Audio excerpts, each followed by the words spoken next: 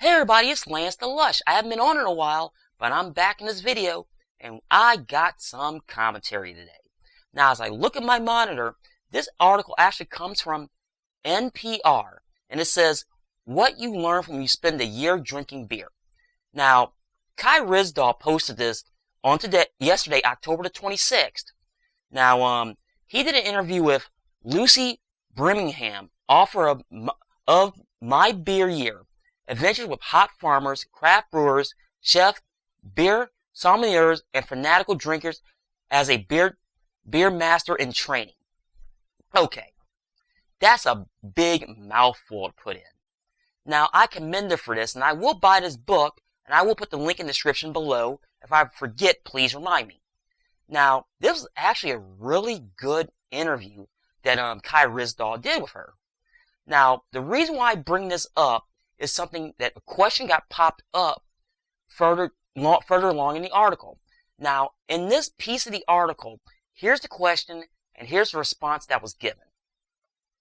Do you ever look around at craft brewing today, which has been and is booming, and say, you know what? We might be in a little bit of bubble territory here because it's getting a little too big too fast? Well, I'm not really sensing the bubble, and I think it's because I do sense this thirst for flavor and variety, and people are curious. They want to try new things. What is happening are the big mergers and acquisitions. Right, and it just happened here in L.A. with Golden Road, a brewery that I've been to and I enjoy, and we had actually the founders on the show. They were bought by AB InBev.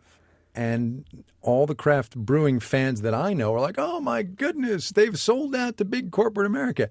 Is that going to change good craft beers? Oh, this is the ongoing debate right now in the craft beer community. People are so worried. And I think one of the reasons why is transparency. You know, it's going to take a lot more work for people who enjoy craft beer and enjoy the idea of an independent brewery to really know where their beer's coming from. You know, they might be enjoying that IPA, but if they knew that it was produced by one of the world's biggest corporate beer makers, it might have a little bit less intrigue for them, a little bit less something. And it might taste exactly the same. Who knows? But I think people deserve to know who owns the brewery. Are you hopeful about the future of craft beer in this country? I am hopeful, and it's because I'm constantly trying beers that are so innovative and so interesting, and I'm excited that so many people are interested in learning more. That's really what's changing, is people want to know more about beer. You know what?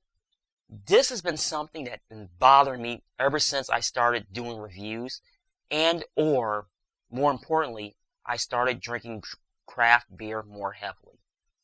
Now, as I take a sip of my beer here, there's some things I've noticed, and a lot of people that are really into craft beers, or even the brewer themselves, we've talked about. Number one, there's a lot of craft breweries out there. Now, last time I took a count, which was all the way back in, I want to say August, there was over 4,000.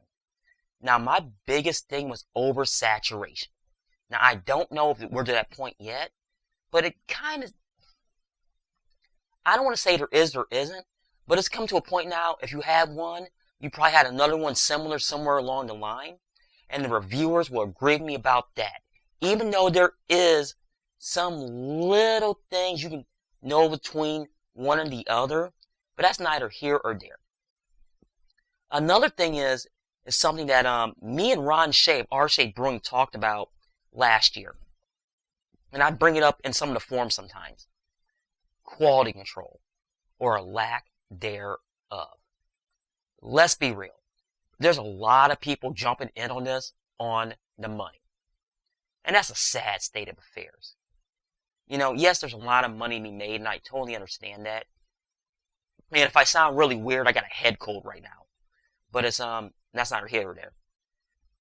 There is stuff I got on tape right now that I wouldn't dare upload. There's some bad ones out there. And you reviewers out there, you know exactly what in the world I'm talking about. So it's one of those ones to where there's a lot of people jumping in it on the money. Or for the money, excuse me.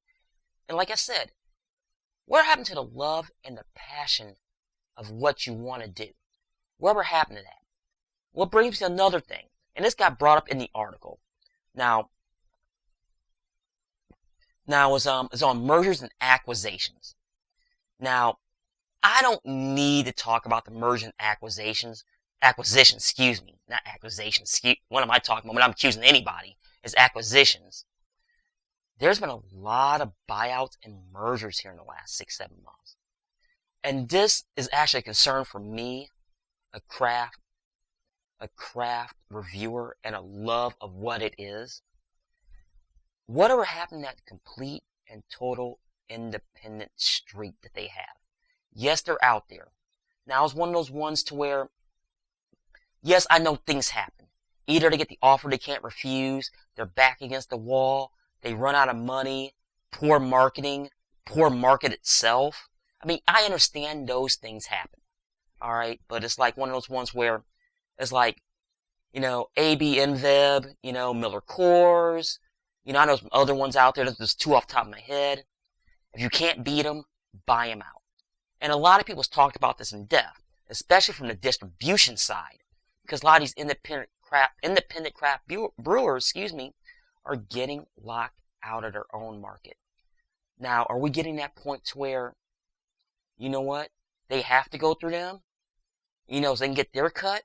I mean, I'm not going to talk antitrust, all right? That I already did a video on that.